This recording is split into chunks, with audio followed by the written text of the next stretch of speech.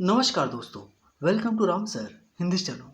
दोस्तों, आज का Dainik Jagran editorial dictation 90 WPM से स्टार्ट होगा। 5 सेकेंड बाद डिक्टेशन स्टार्ट। गर्मियां बढ़ते ही घरों, कारखानों और अन्य स्थलों में आग लगने की घटनाओं का सिलसिला तेज होना इसलिए चिंताजनक है क्योंकि अभी तो तापमान और ज़्यादा बढ़ने के आसार हैं। इससे भी अधिक चिंता की बात यह है कि आग लगने की ज़्यादातर घटनाएं एसी में ब्लास्ट अथवा शॉर्ट सर्किट होने की वजह से हो रही है।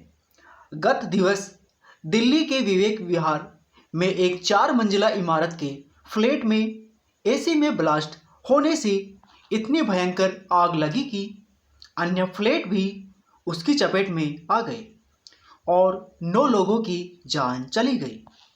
इसके एक दिन पूर्व दिल्ली के ही जौहरीपुर में एसी में ब्लास्ट होने से एक बच्चे की जान चली गई थी।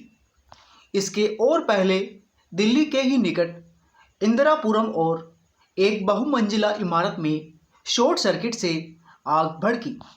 इस आग में लोगों की जान तो नहीं गई, लेकिन कई फ्लैट पूरी तरह से खाक हो गए। इस घटना में यह भी सामने आया कि गाजियाबाद का अग्निशमन विभाग ऐसे पर्याप्त उपकरणों से लैस नहीं था कि वह आग पर शीघ्र काबू पा पाता। यह घटनाएं तो केवल दिल्ली और उसके आसपास की है।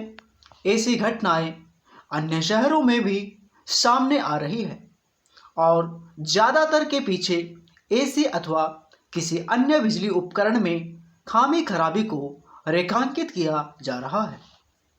इसका मतलब है कि अपने यहाँ बिजली उपकरणों के निर्माण में गुणवत्ता संबंधी मानकों की अनदेखी हो रही है। ऐसा लगता है कि एसी के मामले में यह कुछ ज़्यादा ही हो रहा है। जो भी हो, उन नियम कानूनों को सही तरह से अमल में लाने की आवश्यकता है जो यह सुनिश्चित करते हैं कि बिजली उपकरणों का निर्माण निर्धारित गुणवत्ता के हिसाब से हो। अपने देश में बिजली समेत हर तरह के उपकरणों की गुणवत्ता के मानक तो बने हुए हैं, लेकिन आमतौर पर यह देखने में आता है कि ऐसे उपकरणों का निर्माण करने वाली कंपनियां उनकी अनदेखी ही करती हैं। दोयम दर्जे के उत्पादों का निर्माण उपभोक्ताओं के साथ किया जाने वाला छल ही है। कई बार तो यह छल जानलेवा साबित होता है। गुणवत्ताहीन उत्पादों का निर्माण कोई नई समस्या नहीं है, चूँकि इस समस्या का समाधान नहीं किया जा पा रहा है, इसलिए दोयम दर्जे के उत्पादों का बनना और बिकना जारी है।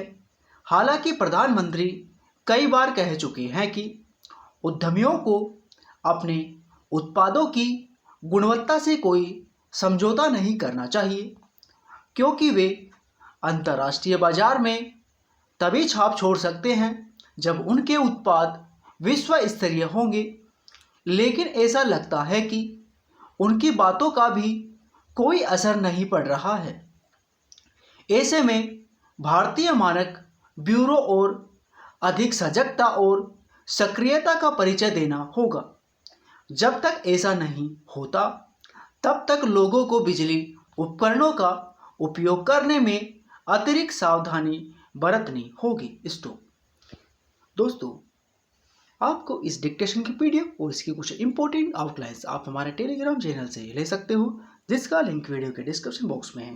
तो दोस्तों, आज के लिए बस इतना ही। तब तक के लिए जय हिंद, जय भारत।